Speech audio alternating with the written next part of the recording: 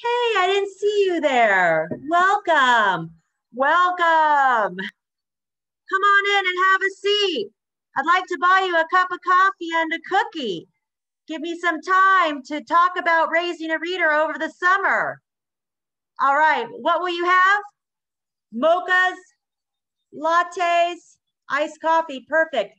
Excuse me, can you please make me 19 cafe mochas, one of them with almond milk, 4 lattes, one of them with soy, and 1 iced coffee. Thank you. All right. Oh my gosh, it's so noisy in here. Please be quiet. Excuse me, be quiet. Oh, I couldn't hear myself think. Well, welcome again. My name is Carrie Baccio, and I am the Raising a Reader Manager throughout Marin County. For those of you who do not know what Raising a Reader is, it's book bags. It's book bags that rotate in and out of families' homes on a weekly basis with the 2 main goals of creating a reading routine or a habit of reading every day. And it's just a way to help children fall in love with books. All right, so before our coffees come, I just wanted to share with you a little bit about raising a reader and the pandemic. So a little over a year and a half ago, we went into shelter in place at the beginning or onset of the pandemic. Since nobody knew really much about the virus and how it was spread, my agency and me decided to cease all book bag rotations in all 120 classrooms throughout Marin County. Well, over time, we have learned how the virus is spread, right? Through droplets that are floating in the air and enter through the mouth, nose, or eyes of people, and you have to be in close proximity. Also, because of this, the National Library Association has learned this as well and stopped quarantining their books. What was happening, again, because we didn't know much about the virus at the time, the library would check books out, and when they were returned, they would quarantine them for maybe up to 6 days before they put them back on the shelves again. So I follow what the library does. Well, now with the science that we've learned, the library feels safe checking books out and just shelving them immediately once they're turned in. So Raising a Reader is going to do the same. This is why we'll be able to start rotating those book bags again this summer. But I bet you're wondering, well, what's the rush? Why is this so important? Well, I have to tell you, I was reading and I learned that actually from this journal, Social Science Research, it showed that raising a child in a home filled with books positively impacts his or her future academic growth and job attainment. Yeah, a house filled with books. And it goes on. Regardless of how many books the family already has, each addition to the home library helps children do better. That makes sense. A book-filled home encourages a culture of reading for enjoyment and talking about books. So how many books are we talking about? The study shows that literacy levels surge at 80 books. Now, I bet you're also wondering, what? 80 books? The families we work with can't afford to have 80 books in their home. Well, this is where Raising a Reader comes in and starting up that book bag rotation. So, Raising a Reader, it doesn't teach a child how to read, but it teaches a child how to be a reader. Because the idea is when a child brings a red book bag home, child opens it, pulls out a book, and asks a parent, an adult, an older sibling to read that book aloud to them. By that adult reading the book aloud, they're learning how to be a reader because the adult is role modeling how to open a book, how to start at the top of the page, end at the bottom, start on the left side and end on the right side. Also, most adults can read and children cannot. So it's a fun, it's an enjoyable, it's a pleasurable experience to sit there and be fed these words with such color and imagination and excitement and knowledge. Now, there are some parents that cannot read, but doesn't mean that they cannot create their own words for the illustrations on the pages. And I guarantee those parents' words will be way better than the words on the page because they know their children best. They know their likes and dislikes. So they'll be able to create a story that will engage their child. Let's see here. By an adult reading aloud to a child is also learning new words because parents can define words that children may not know. So they're increasing their vocabulary.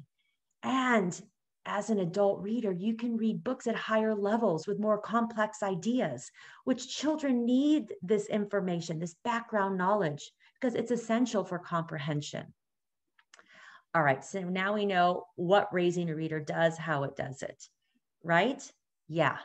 Now, these book kits, we're talking an average of 20 bags per kit and 4 books per bag. So in each classroom, you're looking at about 80 books that are rotating in and out of families' homes.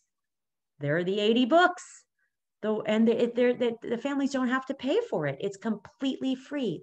All we ask is that the school and the families do their best to take care of these book bags and the books inside them so other families can benefit from it.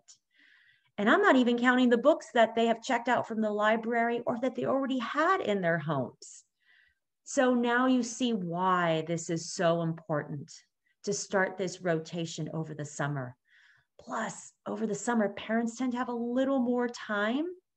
So it's easier to create that habit of reading every day. All right, I think it's time for cookies. Let me get them here. Yeah, can you pass me the plate of cookies? Thank you.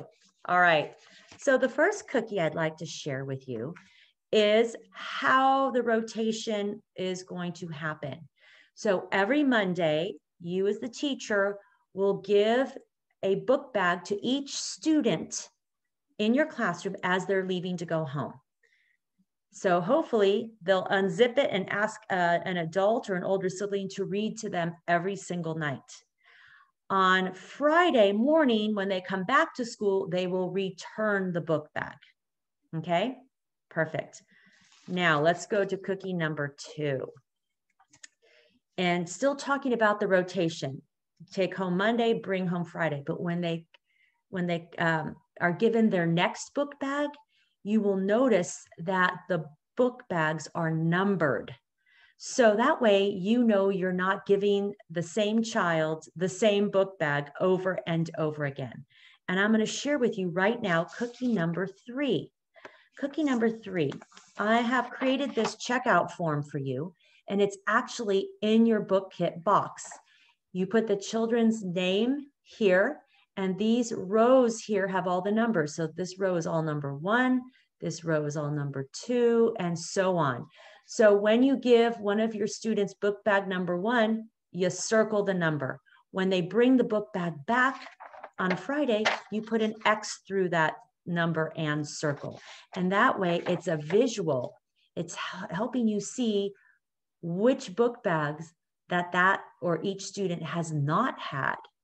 Okay, so this is very helpful. All right, so cookie number 4. What is cookie number 4? Like I said, there are 4 books in each book bag, with the exception of classrooms 3 and classroom 8. Why is that? Because those are new classrooms. And so there was no funding to buy new book kits, but I just happen to have some extra materials in inventory. So each one of those classrooms has 16 book bags with 3 books in each bag. I just wanted you to know why your book kits and bags will look a little different. All right, cookie number 5. Let me show you a picture of what the front of the bag looks like, or the outside of the bag. First off, here are the 4 books. here's the bag. And if you notice, there is a yellow card. That is our new protocol for this pandemic. And let me read to you what the protocol says. It says, keep the books inside the book bags when not in use. Many reasons. Keep the books healthy, keep people healthy, but also there are a lot of little ones, little siblings in these homes, and they love to grab markers and just color all over it. So it'll protect the books. Wash your hands before and after book sharing. Enjoy the books together. In other words, we need to really promote that the adult shares the book with the child and not just that the child takes out the book and looks at it by themselves. So that's good, but they should still get those 20 minutes with a reader, because the child will feel loved while the parent is sitting there with them, spending time with them, and they will feel safe. And you put a book in that equation and you're creating a positive connection with the book. Also, if you're book sharing, as soon as you finish a book, put it back into the red book bag. And this protocol asks the families that when they have their book bag in their home, and if someone gets sick, when they return the book bag to you, they need to communicate that to you so you can quarantine that book bag. And lastly, this protocol card says, please return the book bags on time.